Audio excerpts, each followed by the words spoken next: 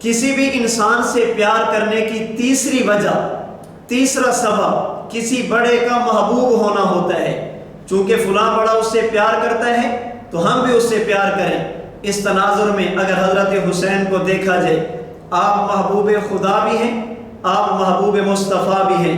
سنن ترمذی کی روایت موجود ہے، حضور نبی کریم صلی اللہ علیہ وسلم نے فرمایا اللہم انی احبہما فاحبہما، او کما قال علیہ الصلوۃ والسلام، فرمایا اے اللہ حسن اور حسین سے میں بھی پیار کرتا ہوں، اے اللہ حسن اور حسین سے آپ بھی پیار فرمائیں۔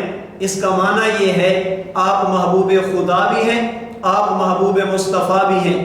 اور بعض روایات میں مزید اضافہ یہ بھی ہے اے اللہ حسین میرا محبوب ہے، آپ بھی ان کو اپنا محبوب بنا لیں، اور جو جو بندہ ان کو اپنا محبوب بنائے اے اللہ آپ اسے بھی اپنا محبوب بنا لیں۔ اور حضور نبی کریم صلی اللہ علیہ وسلم نے مختلف مواقع پر مختلف انداز میں مختلف الفاظ کے ساتھ حضرت حسین رضی اللہ تعالی عنہ سے محبت کا اظہار کرتے ہوئے نظر آتے ہیں۔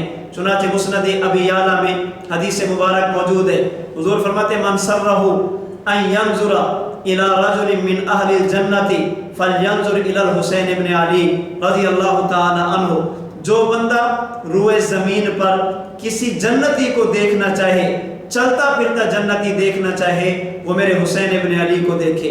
شرح مشکل الآثار میں امام طحاوی نے حدیث مبارک نقل کی، حضور علیہ الصلوۃ والسلام فرماتے ہیں الحسن والحسین سیدہ شباب اہل الجنہ، میرا حسن اور میرا حسین یہ جنتی جوانوں کے سردار ہیں۔